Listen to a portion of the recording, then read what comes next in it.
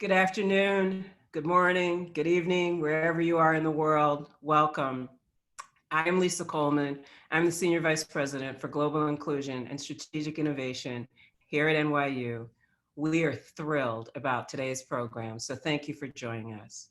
Before we get started, we do have closed captioning today.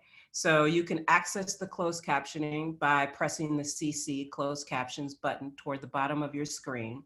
So if you look at the bottom of the Zoom screen, it says CC. If you click on that, you'll get closed captions. I'll wait for a second, let folks do that. Again, welcome. First, I always begin by saying I hope that you're taking very good care. Some people have been saying this is the new normal. I don't think this is normal at all, but what is normal are we have disruptions and we're continuing to occur and we have to figure out how to navigate them. So with that, I would like to thank everyone who's working to keep us all afloat, all of those working behind the scenes. So to our healthcare workers, thank you. Thank you for all you're doing for everyone out there, for all of the people who are assisting the healthcare workers, for those people who work behind the scenes, who clean the hospitals, the delivery workers, all of the people who are helping keep us, for those of us who went home, able to be in those homes with services, etc. Thank you.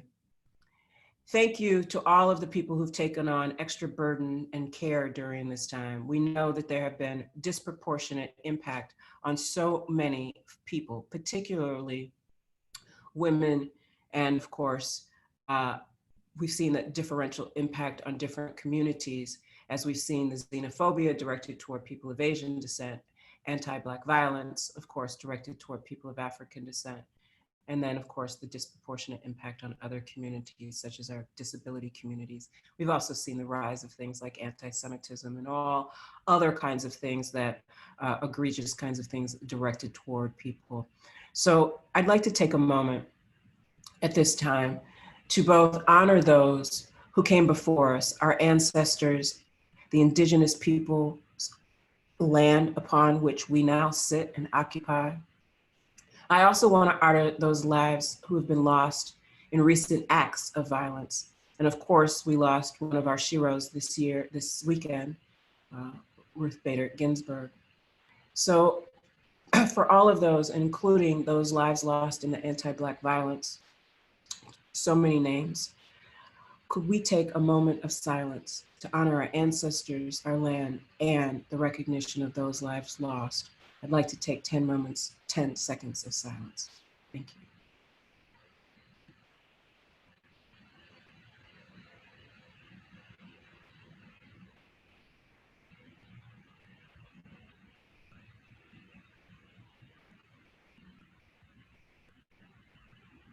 Thank you very much. So welcome to our Zoom room. We're excited to have you here and we're excited about this second feature. We know that we all wish we were in person and engaging, but we are very excited. Some of you heard me say this, our new colleagues, our spouses, our loved ones, our significant others, our pets, our construction workers, those are our colleagues sometimes in our homes now. And so we also have to navigate that as well. So wherever you are, in whatever your home situation, I hope you're taking really good care. And of course, to all of us out there, please just remember to be mindful that some of us just exist in all kinds of home situations. And so we also need to be mindful of that. But again, welcome to our second featured event in our new Global Scholars and Innovators series, a lecture with Safiya Noble. I cannot say, I've said this, I'm a fan. And so this is a very exciting time for me. This series spotlights artists, writers, leaders, innovators, legal scholars, scientists, and others whose work has often been path-breaking and foundational within their own disciplines and fields. The series aims to engage transdisciplinary scholarship toward taking action and creating social change for equity. Some of you know I started in computer science and then came over and have done a lot across the disciplines. So this is a very exciting series, I think, to think about how these disciplines intersect with our scholars and what we can learn and how we can learn to take action from the great work that we are engaging. We had a fantastic and important event Thursday night with Dr. Imani Perry. You will be able to access that recording very soon. And we certainly will have, you will certainly have access to this lecture as well. We have a number of upcoming events with Christina Sharp, Sadia Hartman, Ibram Kendi, Kathleen Ballou, Judith Heumann. So please continue to check our websites and look for those events.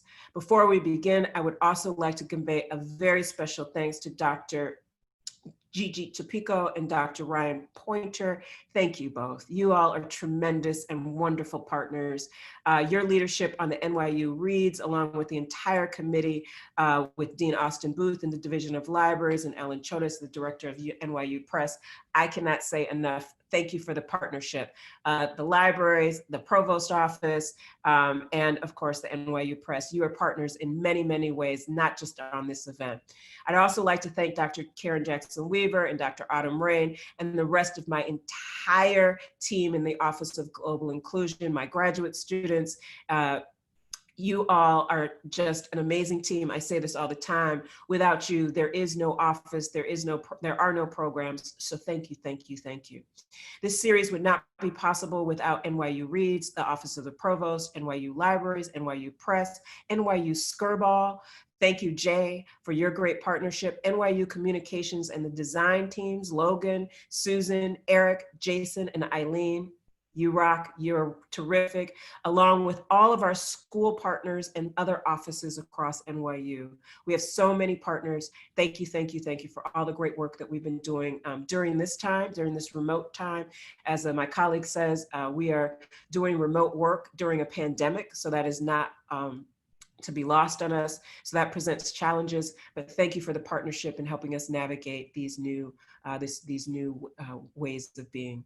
Many of the global scholars and innovators will complement the fall NYU Reads selection, Just Mercy, A Story of Justice and Redemption, by our NYU law professor, Arison Family Law Professor of Criminal Justice, Brian Stevenson. We have had some other authors come in as part of our NYU Summer Reads program, which was to foreground the NYU's Reads program. And so we had Nell Painter, Kenji Yoshino, and Matthew Fry Jacobson. The NYU Reads and the Global Scholars and Innovators series are also part of the action initiatives announced by President Hamilton and the NYU Board of Trustees. This is also part of our new initiative called NYU BeTogether. It's our action-oriented university-wide initiative that builds on some of the lessons from our own strategic data and data analytics. And so we are very excited. It brings together all of our schools and campuses to think about and create and foster, sustain more equitable, inclusive connections, and of course, to take action. So whether it's hackathons, new policies, interventions, all of those things across the schools and across the university. We're very excited for this new initiative. So thank you to all of our partners on that as well. Now to the most important part of today. I get to introduce Safiya Noble. I am so pleased and honored to get to introduce her.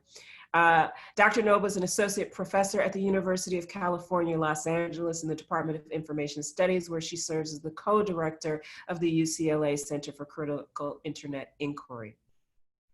She is the author of a best-selling book on racist and sexist algorithmic bias in commercial search engines entitled Algorithms of Impression, How Search Engines Reinforce Racism. NYU Press, if you can't see it, it's right here, which has been widely reviewed in journals and periodicals, including the Los Angeles Review of Books, and featured in the New York Public Library 2018 Best Books for Adults Nonfiction. If you don't have the book, please get the book. We are dropping it in the chat. NYU Press, 30% off. You can get the book. Get it today. She is regularly quoted for her expertise on issues of algorithmic discrimination and technology bias by national and international press, including The Guardian, BBC, CNN, International, USA Today, Wired, Time, Full Frontal with Samantha Bee, The New York Times, and Virginia Public Radio, and a host of local news and podcasts, including Science Friction and Science Friday, just to name a few. She holds a PhD and an MS in Library and Information Science from the University of Illinois at Urbana-Champaign, and a BA in Sociology from Fresno State University. And on a personal note, as I said, I started in computer science, so I am just thrilled. Thank you for being with us. She's going to give us a lecture, and we are very lucky to have you with us here today. Thank you. And I turn it over to you, Dr. Noble. Thank you so much, Dr. Coleman. I mean, that is the best introduction ever. I need you to just travel with me now forever. It's such a thrill to be here with you all at NYU. I am obviously so indebted to NYU Press for making my book a reality. And there's a really great kind of funny story, maybe I'll tell you, about during the Q&A about getting my contract with NYU Press. Well, I'll just tell you now. It was so lovely. Eileen Kalish, who is the editor over kind of women and gender studies, was the person that I had pitched my book to. And, one of the things that people don't know much about how to get these book contracts when you're an academic is that often you're going to these big conferences, everyone is completely exhausted, everyone is going up to all the book editors from all the different presses, pitching their concept, pitching their ideas, trying to get interest from a press in their work. And at the time that I was doing this work, there was no one really talking about algorithms in this way. I mean, everybody was saying, oh, Safiya, there's no there because everybody knows that algorithms are just math and math can't be racist or sexist. It's just impossible.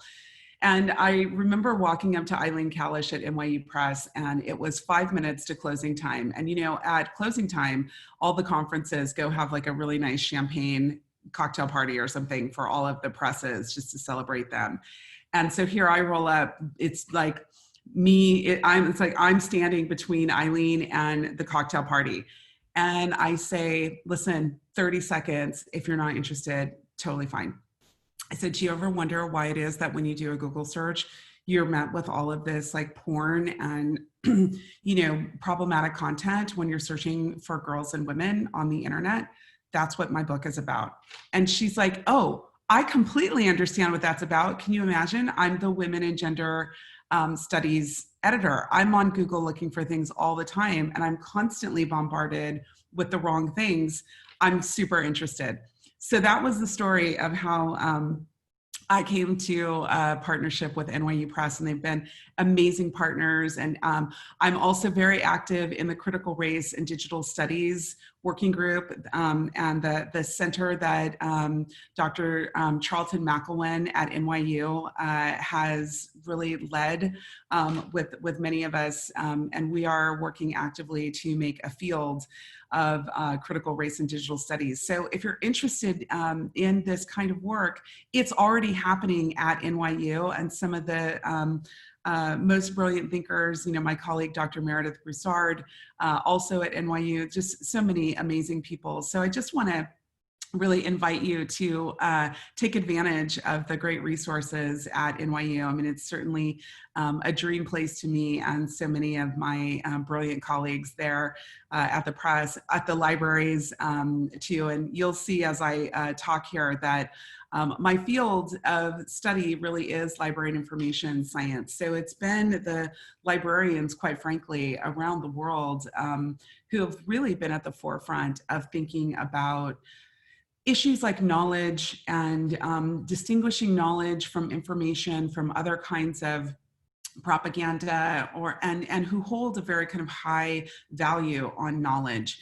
And so to come to my work out of that field from Illinois, the University of Illinois, was really to double down or triple down on why we need to better understand how big tech is affecting our knowledge and information landscape. And so that really is what brings me to this book.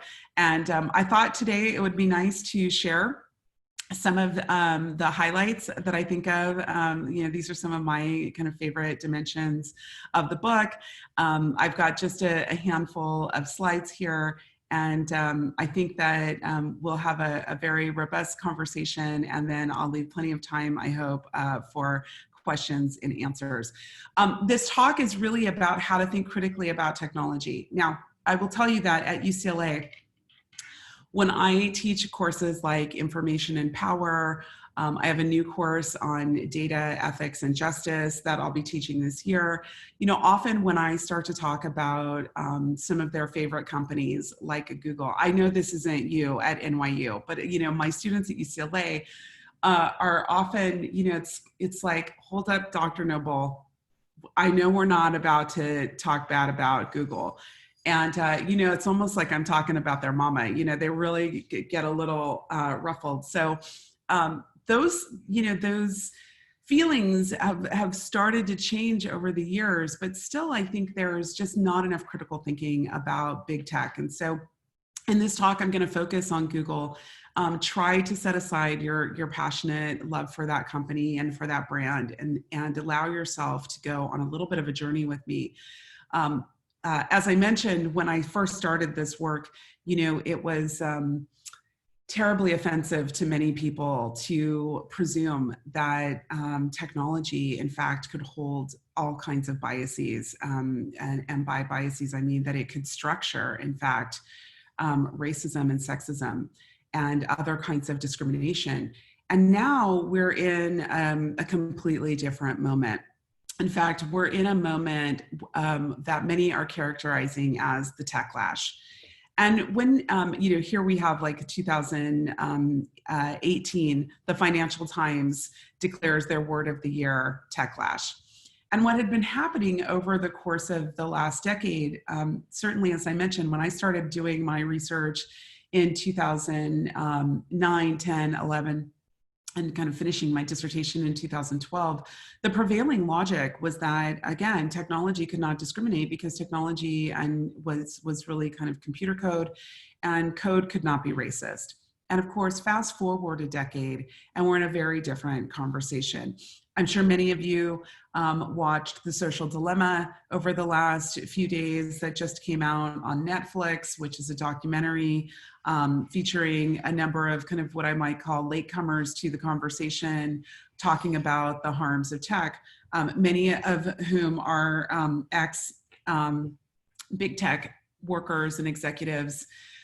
You know, while the new awareness is happening, let's say with some in the industry who are leaving the industry or have recently left the industry, really there has been a solid core of women, mostly women of color and LGBTQ women and non-binary people who have been at the forefront of documenting the harms for well over a decade. In fact, I think of my work as kind of standing on the shoulders of people like Dr. Wendy Chun, who's at Simon Fraser, Dr. Lisa Nakamura, who's at the University of Michigan, Dr. Anna Everett, who's an African-American woman at UC Santa Barbara. There were many women who have been talking and nuancing the social and political and economic dimensions of digital technologies. But it's just come to 2018, 19, 20, where we are in the throes of really thinking much more critically about technology. And so I think it's a very exciting time to be a student, to be a researcher, to be a journalist, to be a person alive and trying to kind of stand in this moment to figure out what the future will look like. And certainly a lot is at stake. Now, you might be familiar with some of these headlines. I like to think that my work played a role in some of these, especially like that 2017 was the year we fell out of love with algorithms.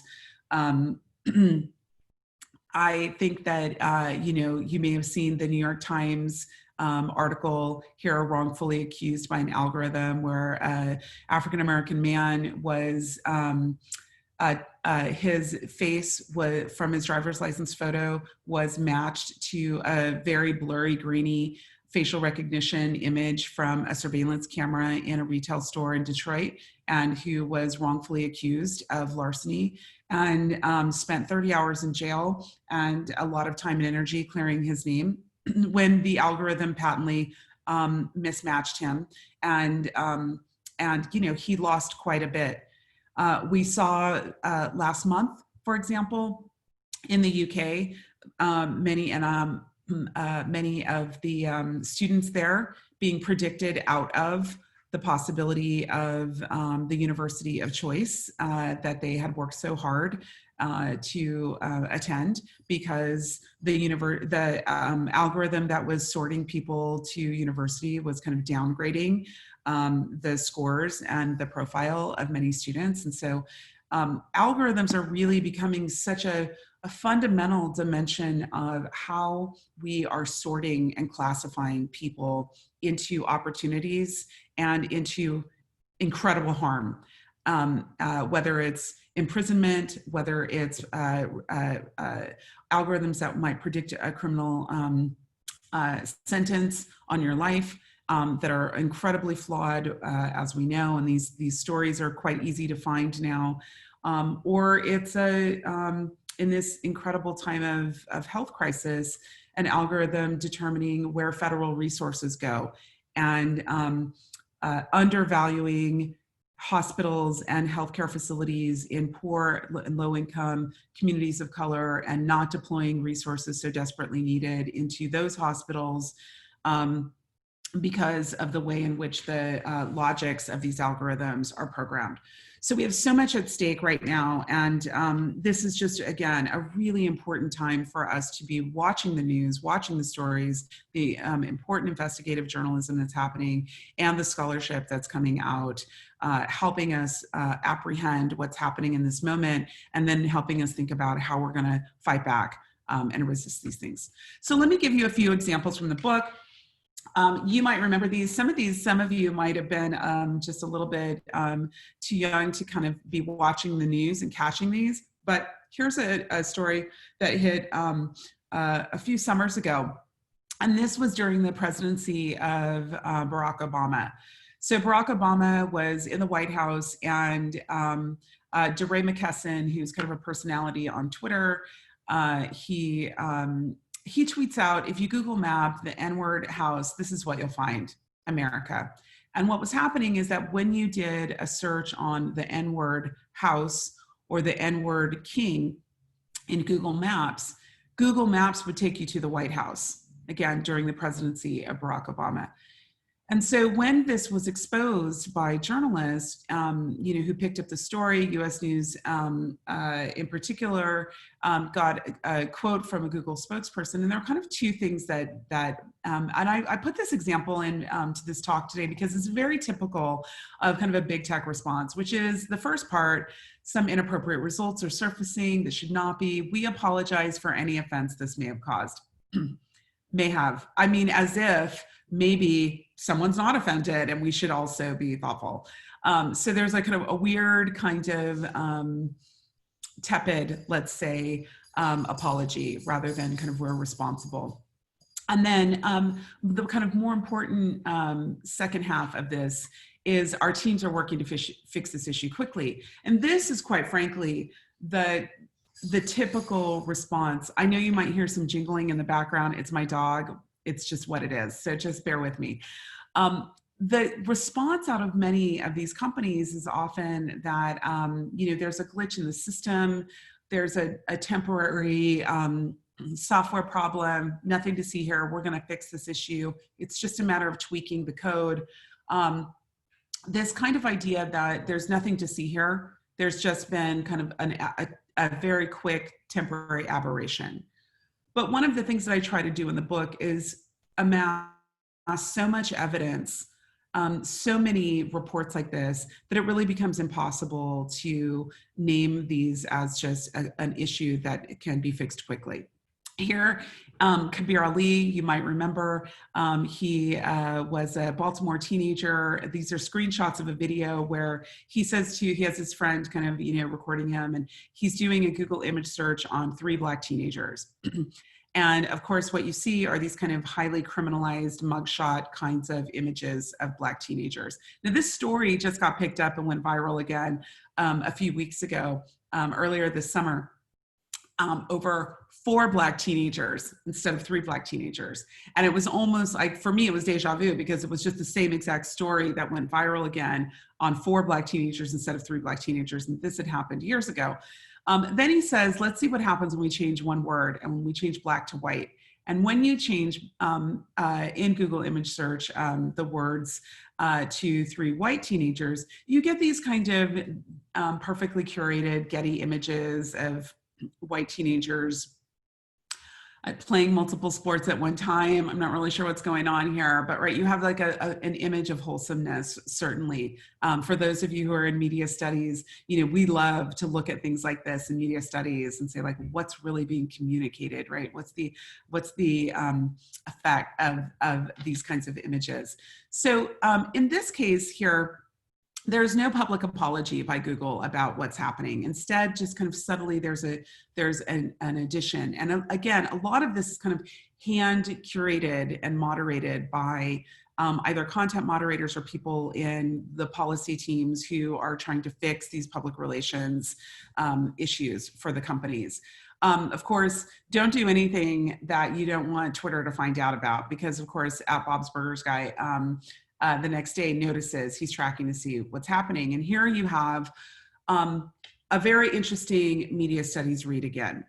What you have is they've added an image of a young white man. This is actually a man who was convicted of a vicious, violent hate crime and murder of an African-American man who's on trial. He's here in the courtroom. And that this image has been inserted into 3 white teenagers, which what this is doing is confirming that the 3 Black teenagers was legitimate. We'll add one image here to white teenagers, because I guess occasionally white teenagers do commit crimes that are like mugshot worthy.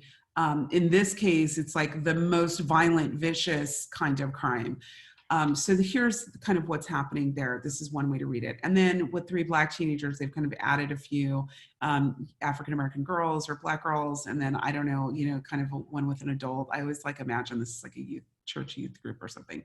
But really the subject, the kind of effect, again, that's being rendered here is that the legitimacy of Black teenagers as criminals is kind of still kind of unattended to.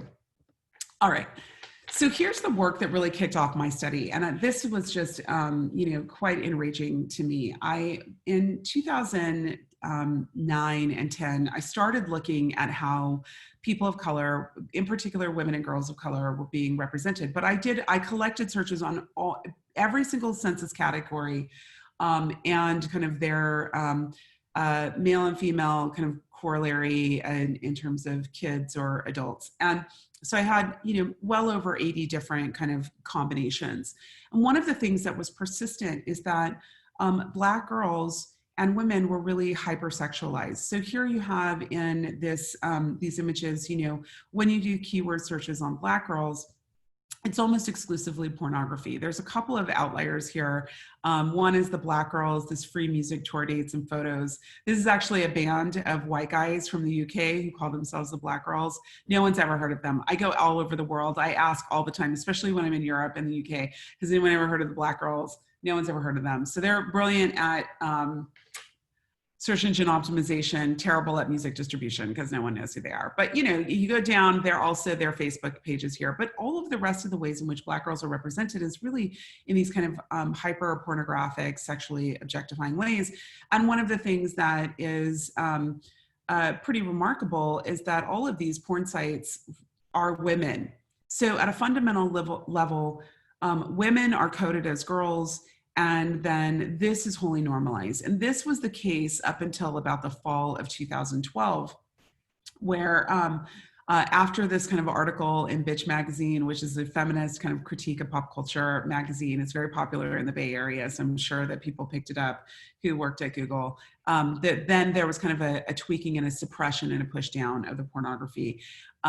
Google also entered a partnership with Black Girls Code and moved them into their offices in New York. And so the Black Girls Code for many years has been the top result now when you find, look for Black girls, occasionally Black Girls Rock, right? So one of the things we know is that when we speak out about what's happening here, there is sometimes a response by tech companies. I happen to know for a fact that My book, and like other critics of Google specifically, it's just like a big book of tickets. You just like start at page 1 and start fixing as they go through the book. So we know that that happens. And this is where the work of journalists and scholars is often the ethics work that happens in these tech companies. We're kind of the unpaid, moral conscience, let's say, or ethical conscience for many of these companies who kind of then act quietly upon our work. Now, there have been several studies that have been done. I'll just kind of quickly move through and say that at the time that I was studying misrepresentation of women and girls of color, and of course, those kinds of hypersexualized results exist for Asian girls, Latina girls. I mean, it's really a space that we have to keep an eye on and speak to. There was a parallel track of researchers, political scientists, who were looking at, for example, the way in which political candidates were being represented in search engines, and arguing, quite frankly, that the way that the public uses search engines and the way that Google optimizes certain kinds of stories about political candidates could directly affect the outcomes and could in fact steal democracy, steal the presidency, and undermine democracy. And many of those studies are still going, and I think they're incredibly important. Of course, the Cambridge Analytica story around Facebook and the way in which like micro-targeted advertising and psychographic profiling really helped us understand the role of big tech in undermining democracy. But the thing that's so profound to me about that is that, and you can watch, for example, there's a great documentary called The Great Hack that'll really take you down into a deeper level of understanding how algorithms in social media are worked in elections. One of the things that I think was so important about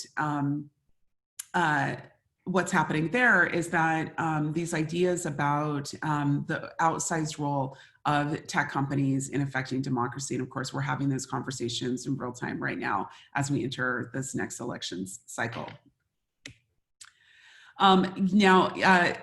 The librarians, my librarian friends will really appreciate this too. I mean, here when we talk about trying to understand things like how it is that people don't have a shared reality around information and knowledge and truth, part of this has to do with our over-reliance upon search engines.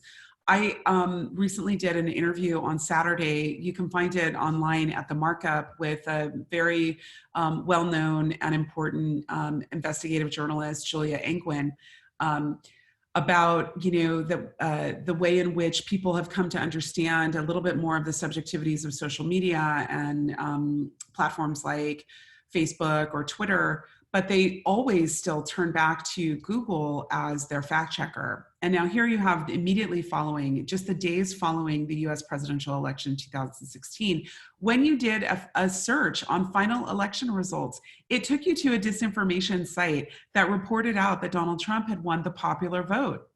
Now that's just categorically false. He won the Electoral College, but did not win the popular vote. So here we have a question. We have to question why it is that we don't have a shared understanding of reality on so many different things. And really it's the outsized, I believe, outsized role of kind of tech companies in defining truth and normalizing instant kind of gratification through their advertising platforms, which again, remember, Google is an advertising platform. It's not a knowledge platform. It's because that we've now been acculturated for a decade around search engines that we trust them so powerfully. And part of the reason we trust them is that when we're looking for banal kinds of information, like what time does the library close, we can find that pretty easily, and it's also reliable. But when we start to ask more nuanced questions about people, about communities, about race, about gender, about sexuality, then we start to enter a very dangerous kind of territory in these spaces, because the companies and the industries and the dark money that is bolstering propaganda, all of those kind of dimensions converge to really optimize content that may or may not, in fact, be reliable. All right. This is a super depressing talk. I'm just letting you know it doesn't get any happier, but we only have about 5 more minutes, so I'm going to push through. here we have Sergey Brin, who's the co-founder of Google, when he's asked by the media about why it is that Nazis, for example, can hijack certain kinds of keywords and terms. And so for many years, when you did Google searches on the word Jews, for example, the whole first page, all the first hits would take you to Holocaust denial sites, anti-Semitic sites. The same was true for searches on Martin Luther King Jr. For many years, Stormfront, which is a white supremacist organization in the United States, which owns the URL martinlutherking.org, again, a propaganda site, a white nationalist site.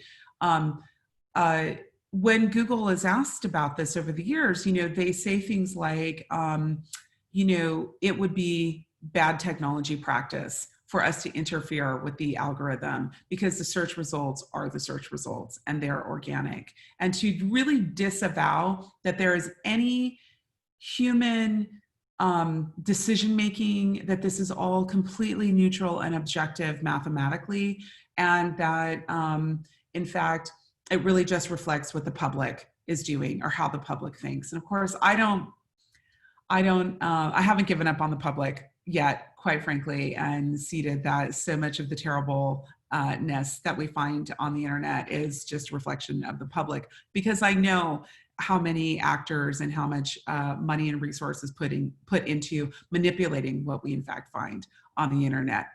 Now, right on the heels of Brin suggesting that there's no influence whatsoever on the technology, we have these stories that start to break about how Google, Facebook, Amazon, eBay, all of the major companies have to moderate content on their platforms and moderate hate speech out in Europe.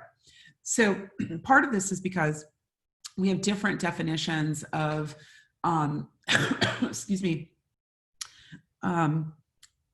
the role of racist propaganda in society. In the US, our framing is that racist propaganda is free speech, and free speech, we have kind of a free speech absolutism that keeps many people from considering the effects of racist propaganda or from misogynistic propaganda.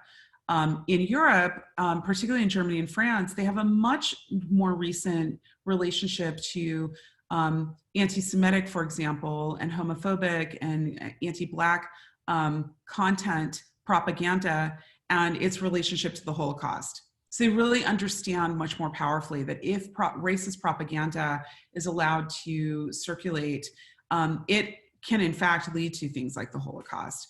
So there's a much more nuanced understanding around what's in the best public interest when it comes to speech, and it's something that in the US we really haven't quite contended with yet. Now, I'll just say that, the internet has been so powerfully implicated in all kinds of crime, hate in particular, hate-based crimes, mass shootings, and we have a very powerful hold on our imaginary about whether it's okay to amplify hate at speed and scale to millions of people. It's one thing to say you have free speech and you can say whatever you want. It might be another question that we should ask: do you have the right to speak to millions of people at speed and scale, unchecked, and have that kind of power and capacity? And of course, one of the things we know is that not all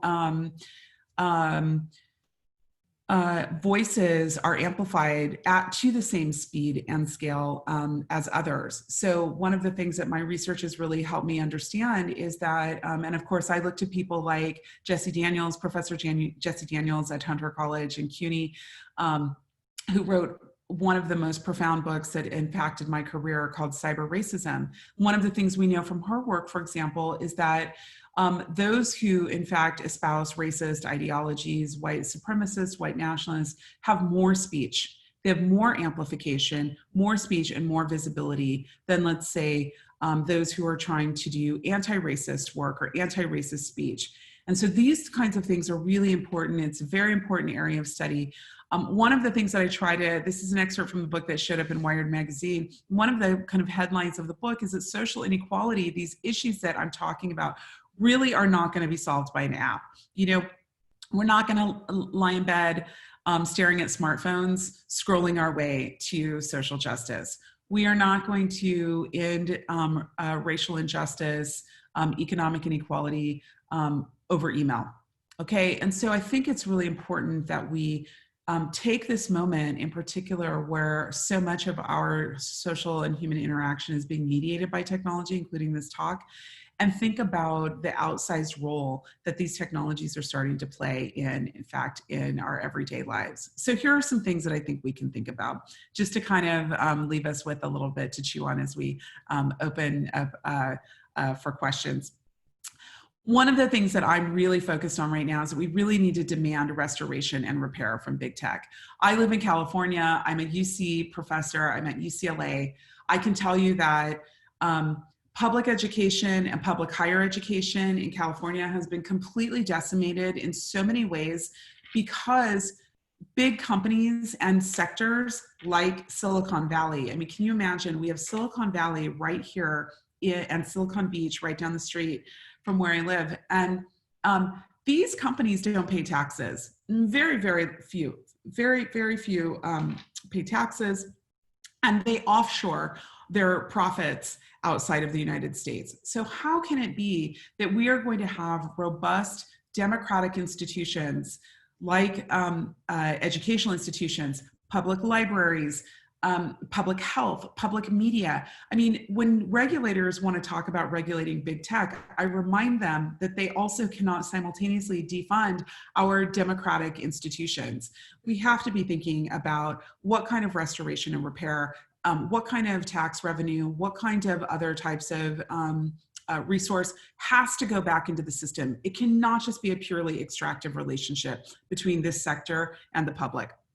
The other thing is we need to really resist the colorblind, racist, and sexist ideologies that inform big tech's approaches. You know, there's so much in the book about this kind of the ways in which the sector operates in this kind of colorblind, gender blind, best ideas rise to the top, and that just happens to coincidentally only mean white and Asian men's ideas.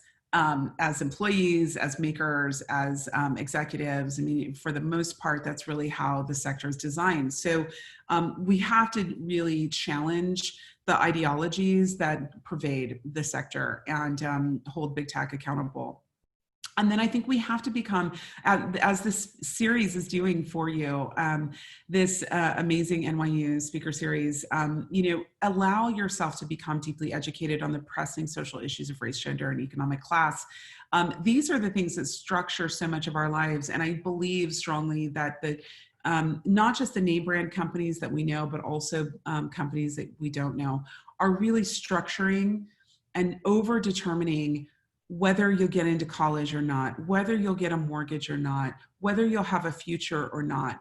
That we're moving into an era of kind of a politics of classification, where how one is classified based on all of the ways in which, you know, your biometrics, your, you know, period tracker app, your GPS coordinates, where you've been, who's in your social network, all these things being data points that then put you into a predictive analytic or set of analytics that determine the future you're going to have. This is right now happening. This is not an episode from Black Mirror in the future. These things are happening now. Where they're being tested are on the poor, on the vulnerable. I would encourage you to read Virginia Eubank's amazing book, Automating Inequality, to really understand how poor people, children in foster care, these are the communities where these technologies are being tried out before they're rolled out on the rest of us. Of course, technology is implicated in climate change, and we have to be thinking about that. And so we've got to think about kind of tech overdevelopment, its impact on the people and planet. And then I think more importantly, we need to get educated on these tech harms. We need to organize, we need to vote, we need to stay active, and we need to never give up.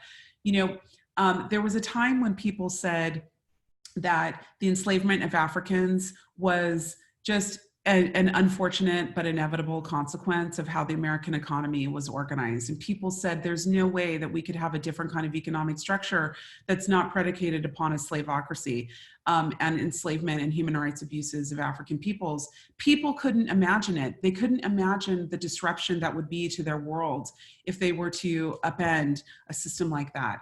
And so I think of my work in the spirit of my colleague and kind of sister scholar, Ruha Benjamin at Princeton, whose work I recommend you read.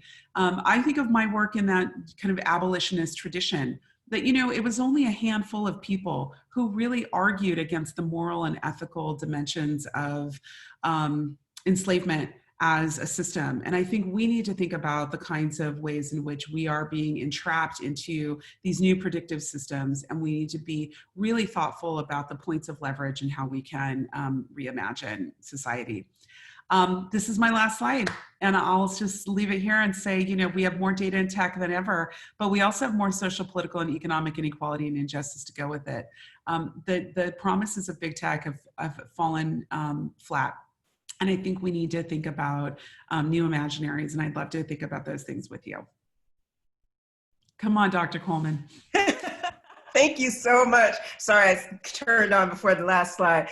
That was such a wonderful, wonderful lecture. So appreciative. And we have questions coming out the kazoo. So let me jump right into the questions. I have to say, thank you for mentioning our professors. Thank you for mentioning library science. Really great. We had a conversation with Mona Sloan and Meredith Broussard last week.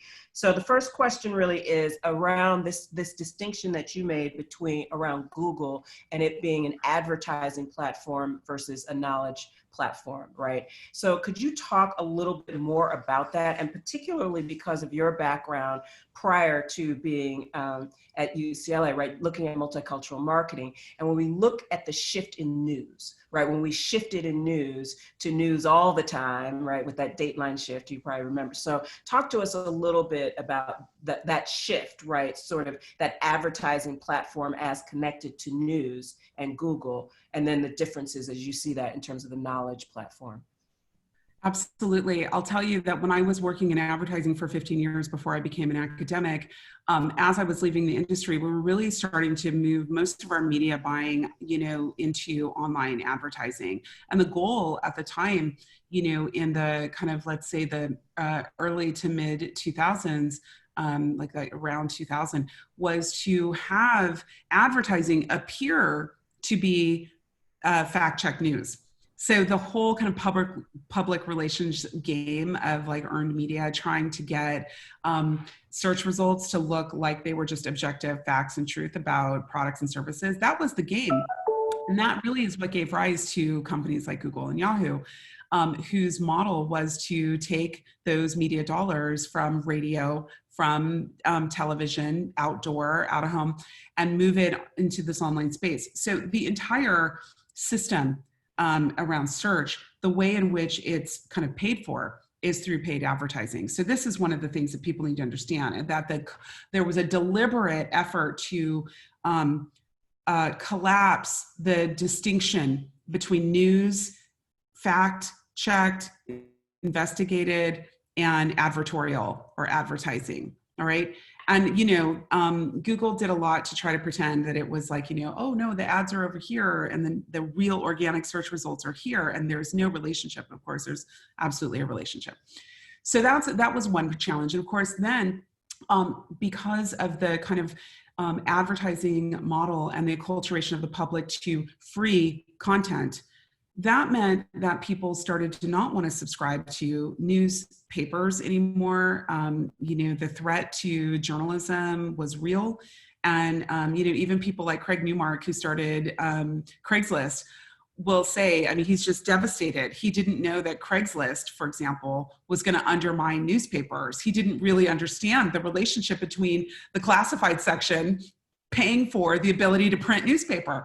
So, you know, there's so many different implications for this. And I think the Knight Foundation is doing a lot of important tracking work around this for people who are interested. But absolutely, I think we have to be thinking about how it is that the public became acculturated to thinking of an advertising platform as their reliable news source. And part of it is because, again, commingled in there is banal information. You know, when we're heading to another country and we have to translate measurements to milliliters and, you know, these kinds of things that like Americans don't know anything about. I mean, thank God for the search engine, right? But, you know, we want to remember that the early search engines, the earliest ones, were actually called virtual libraries. And it was indeed librarians and other subject matter experts, professors and teachers who were curating vast repositories of knowledge to help people find, but there was never an expectation that knowledge would become instantaneous and unvetted, or that we would turn over or relinquish that to software engineers. Thank you so much. So I'm going to combine a couple questions right now. So there are a number of questions about the place of sort of, so first, can we get away from big tech? So that's the one big sort of looming question out there. And many people are sort of weaving that into their questions. And what does that look like? Well, you've offered some suggestions, but then what is the place of people of color in this work, whether it's in big tech companies, whether it's looking at different algorithms? And then there's some questions that are also about, are there substitutions? Are we moving away from Google toward, right? And then we know that, like, you know, then Facebook owns X, Y, and Z. So how do we move outside of what is owned, some of which we don't even know, some, you know, for the everyday practice? Because this leads to the question for the everyday consumer, which is really what we're getting to, right? The everyday consumer, how do they, right, get away from, utilize, and then involve people of color so they get the right vetted information? Or how do we do that? So I know that's a big question because it's combining like 4 questions. So. Got it. Okay, so I think one of the things that we need to remember is that monopoly control by any company in any industry is usually bad for consumers. All right, so if we just use a consumer model, so we don't want to have a monopoly control in search, in social media, and in all kinds of, even in news media. We want to have the most diverse landscape as possible so that you have choices. So one of the things, for example, I often argue for is we need 100 search engines. We need 1,000 search engines that would actually help us hone in on understanding who's curating or making sense of what is happening in that space. And of course, this is where companies like, for example, there used to be a web browser called Blackbird that was designed by African-American men that would help African-Americans or people who are interested in content that was more relevant to African-Americans to be able to kind of sift through, take out the racist stuff, right, and get into more of kind of like a culturally nuanced online space of information. Well, it was just so far ahead of its time that when it happened, when it came out, the public wasn't ready. They were like, no, we don't want that because Google is just neutral. And, you know, so Blackbird maybe will make a resurgence. So we need more designers, more people who are designing with these things in mind. We certainly also need to put pressure on the companies as they currently exist. That's not my lane. I'm not really interested in reforming these companies. I think that these companies, many of them are incredibly dangerous. They have far too much overreach into our personal information and into, again, structuring certain kinds of possibilities for our lives. In fact, I remember early on as I was writing the book, meeting data scientists who were like, you're going to get silkwooded. You know what I mean? You cannot take on Google. Like they're going to ruin you. And, you know, I don't think that Google has necessarily been interested in doing that to its critics, but I do think that the critique pushes the companies. Everyday people, I would say, you know, think about the difference. Think of other metaphors in your life. Think about the difference between the slow food movement and the fast food movement.